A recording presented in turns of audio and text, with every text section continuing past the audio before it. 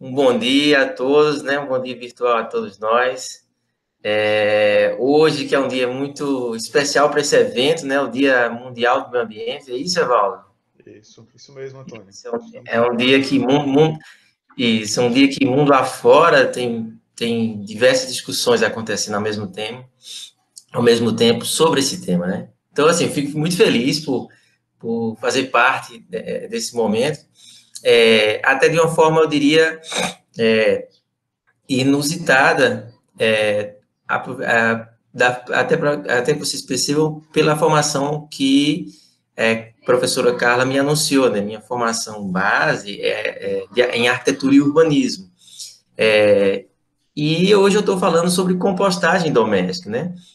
Então, hoje eu falo mais com um lugar de prática, né? De alguém que vivencia em si os processos, as dificuldades e os desafios de se fazer a compostagem, do que necessariamente alguém que estuda, que pesquisa, que faz investigações nesse campo. E, obviamente, a prática não deixa de ser tão interessante quanto o campo teórico de pesquisa, né? Eu acho que a minha ideia é que isso possa ser um momento bem bacana para vocês, para que, de repente, descubram um universo que está aí ao alcance de praticamente todos nós, que é o processo de compostagem doméstica, e que talvez a gente não pratique por uma série de circunstâncias que a gente vai acabar discutindo certamente aí no meio desse bate-papo de hoje. Gente, eu vou passando aqui os slides e vocês vão vendo. Bom, o roteiro é bem simples, a gente vai fazer um momento inicial de apresentações pessoais para a gente se conhecer um pouco. E aí, depois, na sequência, eu vou falar um pouco sobre os processos de compostagem em si. Existem algumas diferenciações, algumas formas de fazer o processo de compostagem, que naturalmente dão resultados com algumas diferenças, né? E aí eu vou falar um pouco sobre o método de compostagem que eu adotei aqui, que eu faço na minha casa, em Cajazeiras. E não comecei aqui, eu morava em João Pessoa, e comecei já lá na cidade de João Pessoa, quando eu morava, eu vou mostrar como acontecia lá. Apresentar para vocês uma questão que eu acho muito interessante para a gente falar aqui, seria discutir sobre alguns modelos de negócio sobre compostagem. Porque estamos no um evento de um instituto tecnológico, temos professores e alunos que fazem pesquisas, desenvolvem produtos, processos, né? E, por consequência, suas patentes, né? Talvez seja interessante entender algumas coisas que tem no mercado em si, para, de repente, a gente se interessar na produção de algo. E, ao final, tem sorteio de brindes. Olha aí, que bacana. Ao final, de repente, quem tiver afiado aí na oficina vai ganhar uns brindes e eu vou dizer o final o que é. Mas, infelizmente, só vai ter como entregar para quem for de Cajazeiras. Não, tem, não vou ter como enviar por correio. Espero que tenham várias pessoas de Cajazeiras aqui. Mas vamos lá. Bom, vamos interagir então um pouco?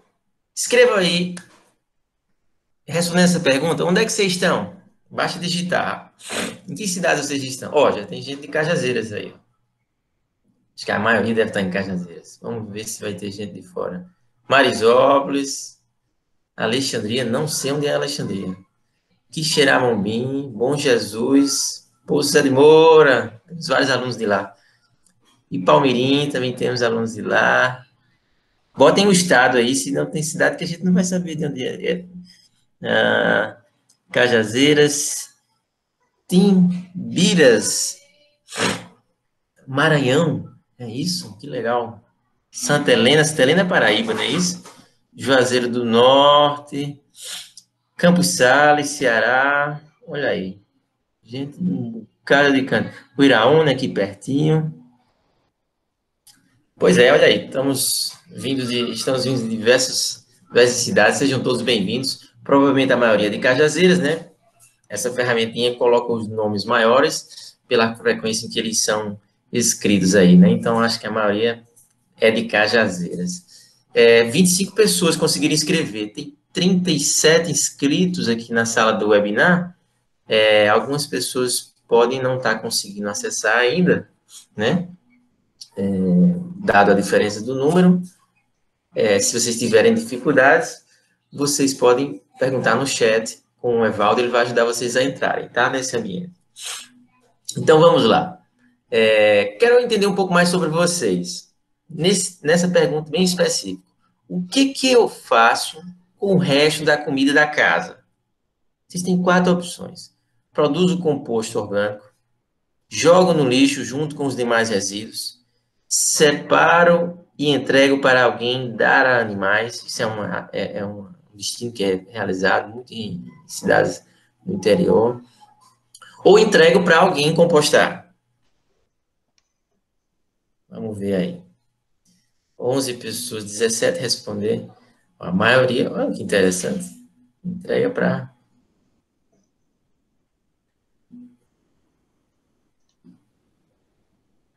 junto no lixo com os demais resíduos, está em menor quantidade.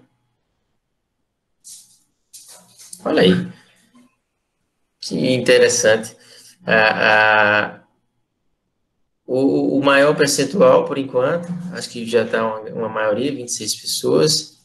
Tem 39 no chat agora, no webinar agora, talvez alguns entrem ainda. Mas a maioria faz a separação e entrega para alguém dar a animais. Surpreendente, me surpreendi com essa resposta aí. Inclusive feliz, né? Porque de alguma forma está sendo dado um destino, vou dizer assim, específico, né, para o resto de alimento, não, fazendo com que ele não vá direto para o lixo comum e fique lá acumulado nos aterros, né? Mas ainda temos aí um percentual do nosso grupo, 35 pessoas joga tudo junto com lixo comum e, bom, a gente não sabe mais para onde é que isso aí vai, né? Mas ninguém, pelo que eu vi aí, respondido no nosso grupo, produz composto ou entrega para alguém produzir o composto.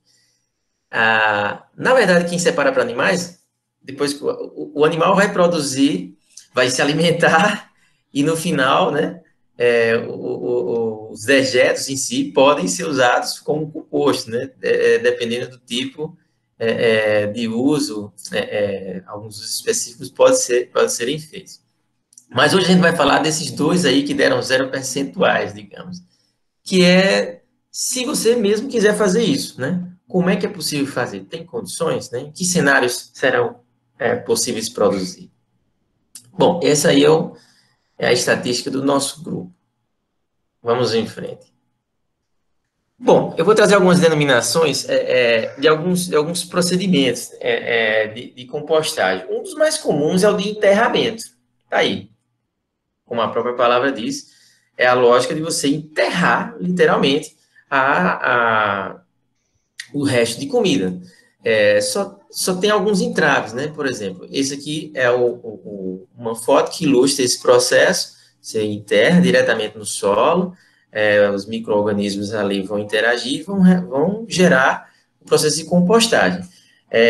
Um dos empecilhos é que, na verdade, você precisa de espaço físico, né, para fazer isso. Então, se a gente está falando de compostagem doméstica, e eu vou imaginar que a grande maioria aí mora em ambientes urbanos, em que pode não ter um quintal, um espaço aberto, sem estar cimentado, inclusive, né?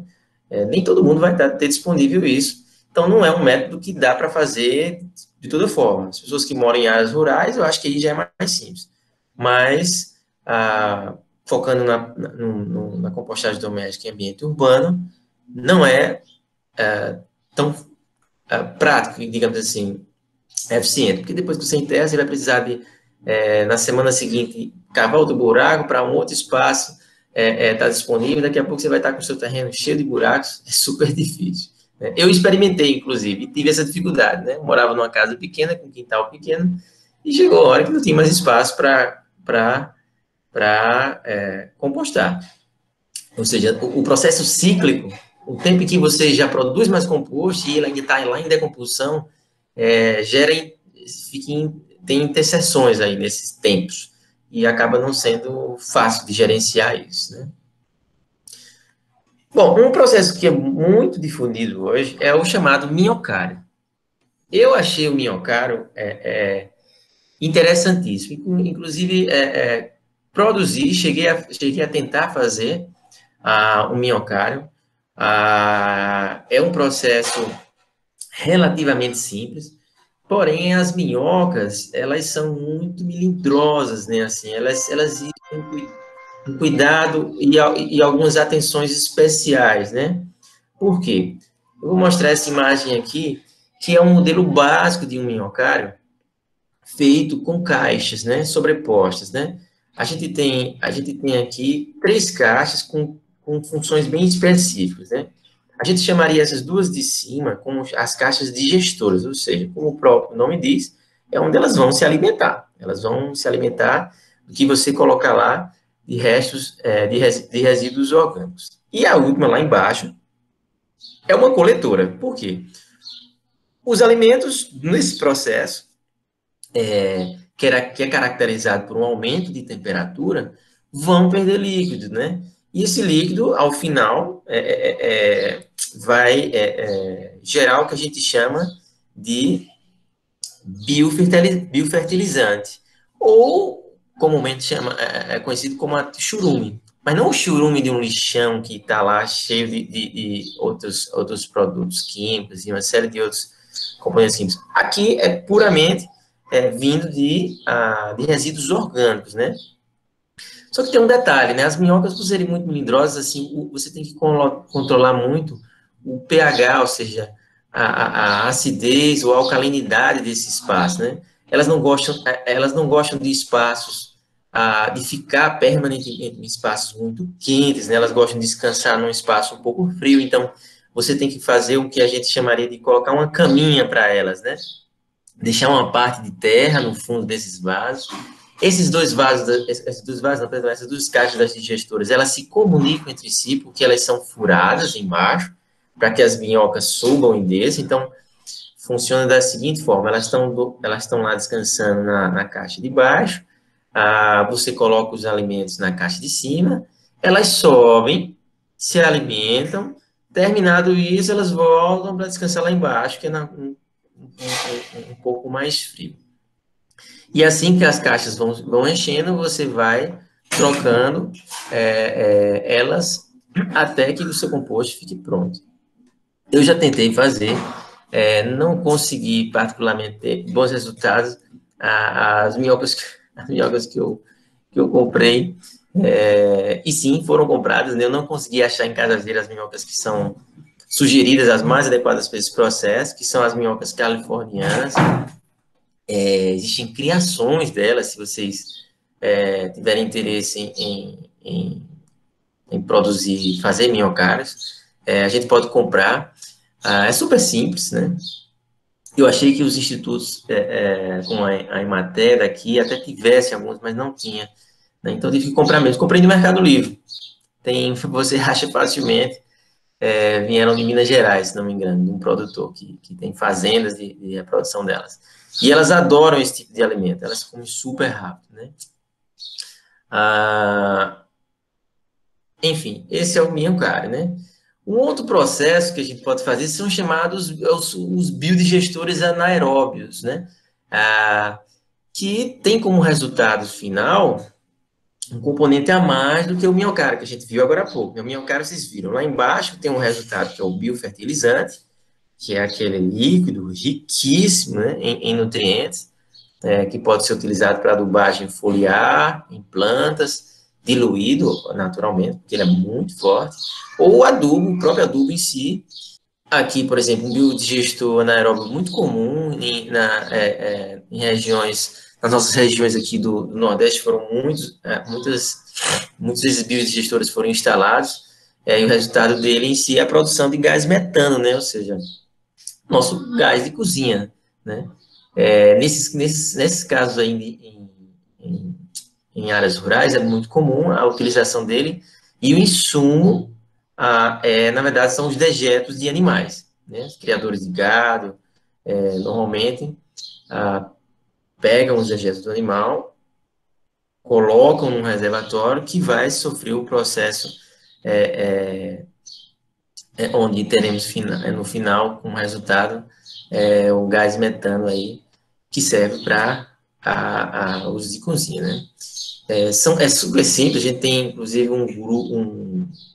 Núcleo de Extensão em Princesa Isabel, do IFPB, que é o Cactus PI, eles fazem instalações desses biodigestores lá na região da cidade de Princesa Isabel. E a compostagem propriamente dita, né, esse nome utilizado. A diferença dela, basicamente, para as, digamos, o que seria mais próximo, que seria o minhocário, é mais para o tipo de resíduos orgânicos que você vai colocar. Por quê? A compostagem em si, ela pode ser feita com basicamente todos os resíduos orgânicos gerados na sua residência. A, a, gente, a gente tem lá no minhocário um pouco mais de cuidado com relação a, digamos, a frutas cítricas, né? Deve ser evitado. A, a parte de restos de carnes, né? Laticínios, né? Restos de queijo, não são sugeridos como sendo adequados para ser utilizado. Na compostagem, também não é tão interessante. Né? A gente tem uma série de materiais, inclusive da Embrapa e de vários órgãos que dão instruções desse processo, e não é recomendado que seja feito.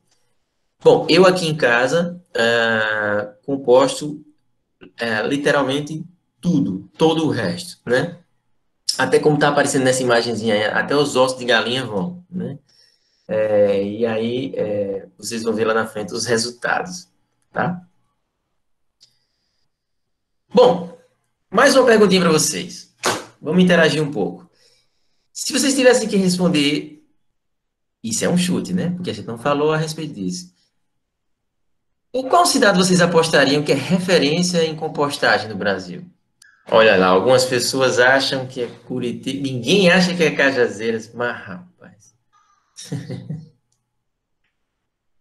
tá disputado aí, ó. Curitiba, Florianópolis, vocês estão na internet, vocês podem até fazer um Google aí e achar, tá, gente? Fiquem à vontade. Tá disputado. Mas alguns estão achando que é Curitiba, né? Bom, isso é um chute mesmo, né? A não ser que vocês estão aí no Google pesquisando um pouquinho e estão achando essas informações. Bom, vamos à resposta então. Aconteceu a Revolução dos Baldinhos em Florianópolis. Lá, essa chamada Revolução dos Baldinhos, deixa eu ver, eu tenho um slide aqui. Tá certo. Tá certo, tem um slide lá na frente. A Revolução dos Baldinhos. Lá aconteceu essa revolução, por quê? Houve algo incrivelmente interessante, né? A cidade de Florianópolis, ela vivenciou uma gestão comunitária aliada ao desenvolvimento de algumas tecnologias sociais e agricultura urbana. Essa tríade aí, me parece que funcionou de uma forma muito eficiente, ao ponto de que essa cidade conseguiu se tornar referência, de fato, no Brasil, pela quantidade de compostos que eles geram na compostagem, né? E as ações comunitárias, né? Em termos municipais, você pode encontrar certamente em Florianópolis, todos os bairros têm uma ação voltada para o processo de compostagem de resíduos orgânicos. E o resultado disso foi que, o ano passado, o município criou a chamada Lei da Compostagem, né? O nome dela não é especificamente esse, mas apelidou-se como Lei da Compostagem. E é interessante esse processo para a gente analisar um aspecto muito interessante, né? A lei não surgiu primeiro. O que surgiu primeiro foram os movimentos sociais. Dos movimentos sociais muito fortes, muito intensos, criou-se uma lei municipal para aí sim determinar alguns critérios, algumas regulamentações de como essas atividades iam acontecer. Isso é interessante a gente chamar a atenção, porque muitas vezes a gente vê uma série de planos de gerenciamento sendo criados, nas municipalidades, mas, por vezes, com um distanciamento da realidade local daquela cidade. Né? Então, se não houver essa aproximação, se não houver um fortalecimento desses grupos sociais, eu, particularmente, acho que o caminho vai ser muito mais doloroso. E corre, às vezes, até a possibilidade de chegar nem a acontecer, ficar lá só no papel, né? Como pode acontecer, como já deve acontecer em alguns cantos, que algumas cidades já têm seus planos de gerenciamento, mas não acontece de fato. Bom, e um dia eu comecei, né? E foi no meu apartamento, eu morava num apartamento, um local talvez mais inusitado possível para se começar a fazer compostagem, né? Foi em João Pessoa, há 5 anos atrás, né? Eu tinha um apartamento e, a partir dali, algumas mudanças de hábitos surgiram. Isso foi um primeiro relato que eu posso dizer a vocês, né? Inevitavelmente, a minha relação com o alimento também foi mudando. De alguma forma, a curiosidade pessoal em ver o processo de compostagem acontecendo também direcionou para o consumo de alguns alimentos. Por exemplo, eu já tinha a noção que para o minhocário era muito interessante utilizar cascas de frutas, né? Inhame, vegetais. E aí eu fui redirecionando minha alimentação para que sobrasse esses resíduos e eu pudesse compostar, né? Literalmente uma experiência empírica ali, né? E junto a ele alguns hábitos foram mudando, ou seja, a forma de jogar fora os alimentos, né?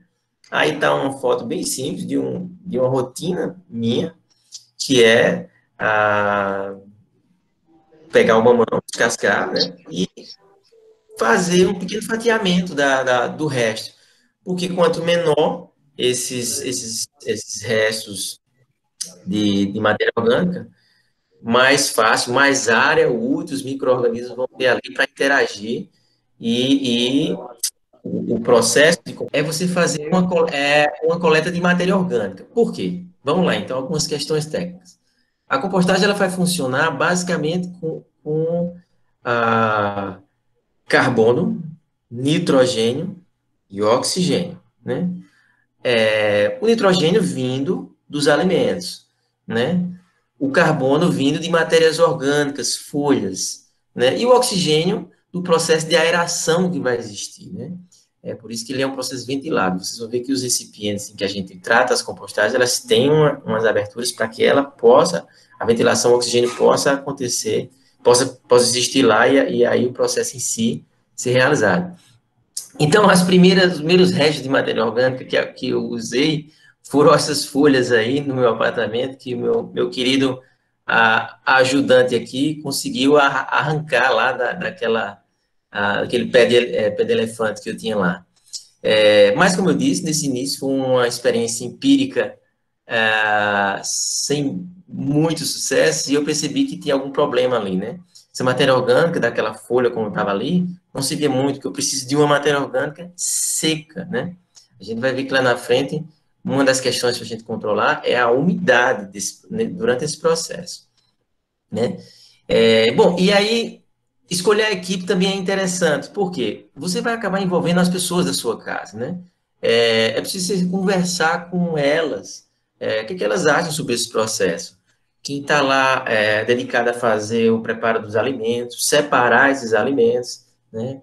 O Nanquim me ajudou aí rasgando aquelas folhas, mas logo a gente cancelou essa atividade, não estava dando certo, porque nem as folhas eram úteis e a plantinha estava se acabando. Bom, essa é uma foto de eu retirando os primeiros compostos, né?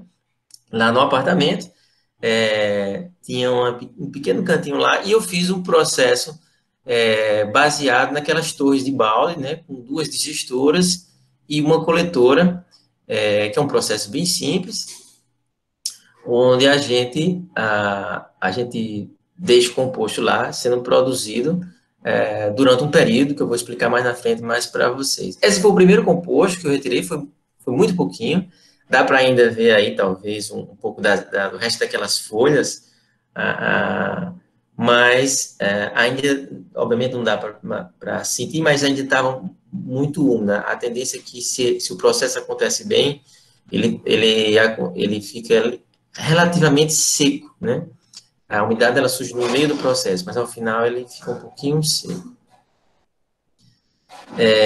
Então, o que deu de errado, né, nesse processo? Fui começando dessa forma meio que empírica, muito pela curiosidade, pelo entusiasmo de querer entender como é que acontecia, e faltou um método em si, né? Faltou um método claro e prescrito para isso. Bom, um resultado dessas falhas, desses métodos, por exemplo, foi a confecção dos baldes, né? A gente vai ter que sobrepor esses baldes um sobre o outro, né? É feito umas furações embaixo dele para que o líquido do biofertilizante caia lá embaixo na coletora, mas a confecção não foi muito bem feita, ó, vocês estão vendo aí, tá tudo sujo aí embaixo, um pouquinho, isso deu uma confusão com minha esposa, mas ela compreendeu o que estava sendo proposto e eu refiz esses baldinhos, né? Melhorei a confecção deles, tem uma torneirinha embaixo justamente para extrair esse biofertilizante. E essas travessas de metal que eu coloquei aí foi também uma coisa que eu não tinha percebido nesse método das digestoras, né? Eu fiz os recortes das tampas para que esses baldes ficassem sobrepostos uns sobre os outros. Mas eu recortei muito, de tal forma que quando eu fui enchendo com os compostos e eles ficando pesados, mais pesados, mais pesados, mais pesados, eles iam afundando, literalmente, um dentro do outro. E até para tirar isso era um sacrifício terrível, terrível, né? Então eu acabei criando aí um artifício, colocando essas travessas de metal para o balde literalmente ficar, ele não descer, né? Isso foi corrigido lá na frente, né? Essas foram as primeiras experiências, né?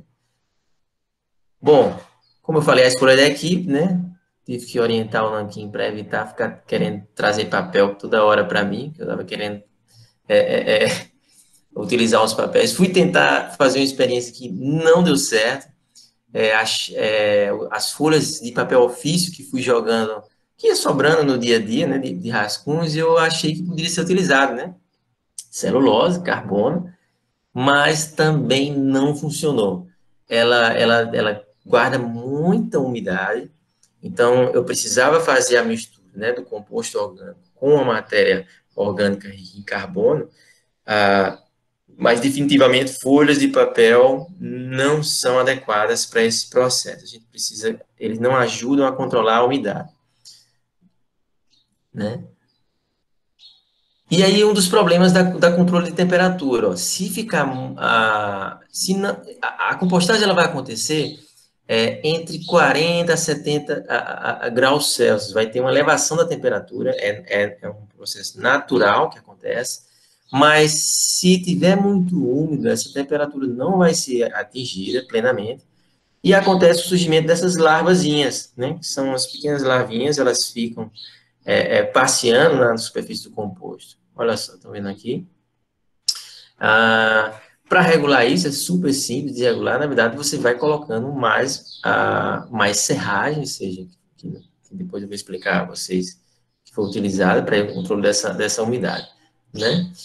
Bom, e a melhora dos métodos surgiu quando eu decidi buscar em si um suporte e, curiosamente, encontrei uma conta do Instagram que é desse pessoal chamado Doutor Catador. É um grupo em Volta Redonda, no Rio de Janeiro, organizado pelo professor Roberto Guião, que inclusive vai estar hoje à tarde do nosso evento fazendo comigo uma live, para a gente bater um papo mais aprofundado sobre toda essa dinâmica de compostagem orgânica, porque compostagem urbana, que eles têm um projeto muito interessante lá, em Volta Redonda. E aí, bom, ele me ensinou todo um processo de método. Mudanças básicas, né, que surgiram. Nessa foto que vocês estão vendo aí, lá ao fundo, é o processo atual que eu utilizo. Eu saí dos tambores aqui, ó, desses baldinhos, são baldes comuns de manteiga, né, de 20 litros, que você acha facilmente nas feiras livres, e passei a adotar aqueles lá que está lá ao final da foto, que são tambores de 100 litros, né? por dois motivos. Primeiro, porque eu passei a morar numa residência um pouco maior e tinha mais espaço para fazer esse processo. Não que o dos baldes sobrepostos, com a digestora e coletora, não funcione, ele funciona muito bem. Mas eu passei a utilizar o dos tambores de 100 litros pela quantidade de resíduos que estava surgindo. Eu comecei a fazer mais refeições em casa, estava sobrando mais composto, não estava dando mais para comportar aqui. E aí, eu utilizo 4 tambores de 100 litros, onde a gente tem uma lógica que funciona da seguinte forma. O composto, ele descansa num ciclo de 90 dias. E aí eu vou explicar mais ou menos a você como funciona, né? Eu fiz algumas mensurações e aferi que eu estava juntando aproximadamente 100 quilos de resíduo por semana aqui em casa, né? E aí eu junto um balde desse, ao ele ficar cheio, parto para o próximo. Ao ele ficar cheio, parto para o próximo. Ao ele ficar cheio, parto para o próximo. E assim vão se passando os dias e eu só abro ele depois que ele já passou por um ciclo de 90 dias. Como aqui, pela média de resíduos que eu gero em casa, eu consigo encher um tambor desse em um mês, ou seja, por semana, 10 quilos, aproximadamente 40 quilos de resíduo orgânico que vai dentro de um tambor desse. Em 30 dias, 90 dias, entre 90 e 120 dias, eu deixo ele descansando aí, né? E assim vai se fazendo os ciclos, vão se fazendo os ciclos. Bom, o que é que eu melhorei nesse método, né? E como ele funciona em si, né? O tambor, diferente daquele método das torres, não tem uma coletora separada das digestoras, tudo é num local só. Mas a gente reserva lá ao fundo dele, ó, uma camada de pedra de mais ou menos uns 5 a 7 a 8 centímetros, coberta com uma tela de mosquiteiro, para que o pouco de biofertilizante, de churume que vai sair naturalmente, ficar lá acumulado no fundo. Ainda tem um pouquinho que gera, mas é muito menos do que o outro processo, né? Aqui uma quantidade maior de resíduo, o volume é maior, portanto ele chega mais facilmente na temperatura adequada, né? Próximo de 70 graus. Eu particularmente nunca cheguei a mensurar, mas você toca no tambor, sente que ele está quente, literalmente, né? Fiz essas proteções, né? Essas proteções com uma série de furações laterais para ele respirar. É necessário que isso aconteça, porque vai ter várias camadas aqui. Ele não vai respirar só na parte superior, porque a tampinha dele, que a gente vai fechar lá, ela também vai estar toda cheia de furos para poder essa evaporação acontecer, né? Isso gera proteção contra os insetos, né? Estimula a evaporação natural nesse momento. E aqui eu estou trazendo, vou fazer um passo a passo, começando aqui de trás para frente. Essa é a etapa, praticamente a etapa final, que eu tiro ainda aqui, ó, um pouco de biofertilizante que tem ao fundo do tambor. Ali naquela lona, eu já despejei todo o composto que foi gerado, em estopos que eu tenho, e depois eu utilizo no meu jardim. Mas, bom, feita essa etapa, a gente reinicia o uso do tambor. E aí, vamos lá, a etapa 1, como se a gente estivesse começando aqui, ó.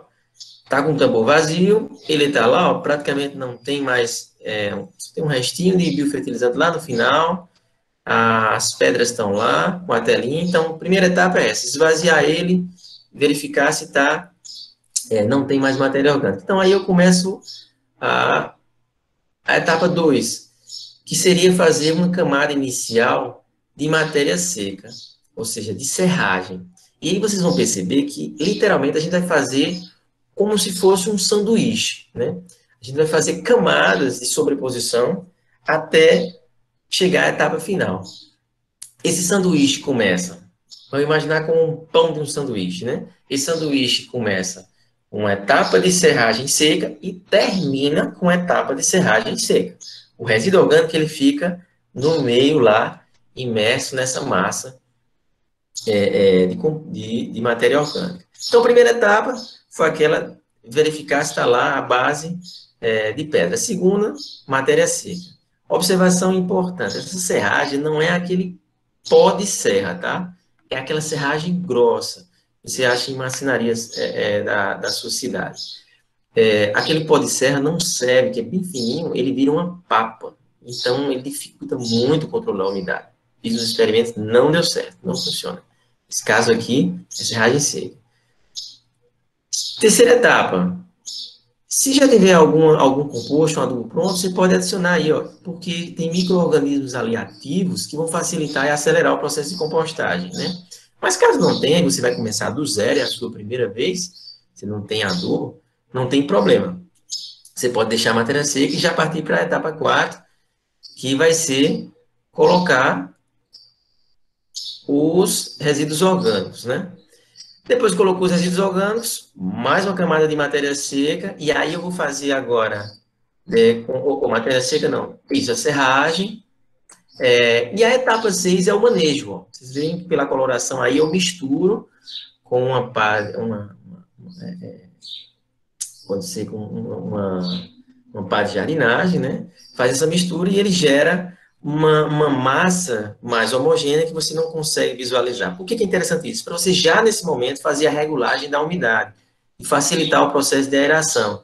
Lembra, aqui a gente não vai ter minhocas. As minhocas fazem isso muito bem, muito melhor do que a gente. Elas vão lá acessando e vão criando vazios, né, onde o oxigênio pode passar. Esse manejo misturando serragem com composto, já deixa essa massa um pouco mais homogênea, com espaços vazios aí. Como não tenho minhocas, a gente tem que fazer. E no caso, a diferença de não usar minhocas é que aqui eu posso colocar todos os resíduos orgânicos, né? E ao final, fecha com matéria seca, no caso eu tenho folhas aqui, pode ser as folhas e a própria serragem. Beleza? Esses são os processos básicos, assim, né?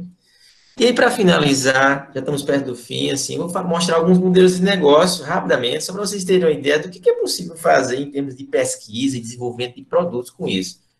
A título mais informativo, né? Ó. Tem empresas prestando serviço de domiciliar, de coleta de composto. Todos vocês viram essas etapas, mas alguns de vocês certamente podem estar pensando aí, Antônio, não gosto de mexer com lixo, acho isso não me dou bem, né? Não consigo pegar. Beleza, tem pessoas e grupos fazendo trabalhos interessantíssimos de Brasil afora. O doutor Catador, inclusive, que vai estar hoje à tarde com a gente, faz esse trabalho de coleta de serviço domiciliar para produzir o composto em outro local. Em troca, eles geralmente dão de volta o adubo para as famílias que participam desse processo. Tem equipes destinadas aí ó, a fazer pesquisa para produzir volumes adaptáveis a tamanhos diferentes de gestoras, né? Essa aí, ó, são gestoras com tamanhos diferentes. Eles vendem esses baldes já todos prontinhos para um volume que você achar adequado para a quantidade de resíduos que você produz. Outros têm feito sobre a mesma lógica, mas investindo num design, né? Para que você possa integrar isso nos seus ambientes internos da casa. Você vê essa daí, esse é um produto brasileiro, se não me falha a memória, chama-se UMI, o nome dessa empresa, e você pode integrar no ambiente que você deixar adequado, né? Outras empresas você pode encontrar para produzir biodigestão, fazer um biodigestor anaeróbio dentro de casa, né? Que no caso essa Home Biogás, eu achei interessantíssimo, né? Você joga diretamente os resíduos orgânicos aí e tem lá o biogás na sua cozinha. Isso tudo está à venda pela internet. Essa é outra aqui que investiu num processo baseado no diferencial, seria o tempo de compostagem. Eles têm esse produto aí, que é uma composteira onde você coloca os resíduos orgânicos, ela está ligada na energia em si, e aí a gente tem uma massa de adubo que é adicionada e ela acelera o processo que, se não me engano, em torno de 24 a 48 horas está pronto o composto. Agradeço o espaço, quero dizer assim que vou desenvolver, pretendo desenvolver mais trabalho sobre compostagem aqui em Cajazeiras, junto ao núcleo de extensão, o qual eu iniciei esse ano e estou coordenando com alguns alunos.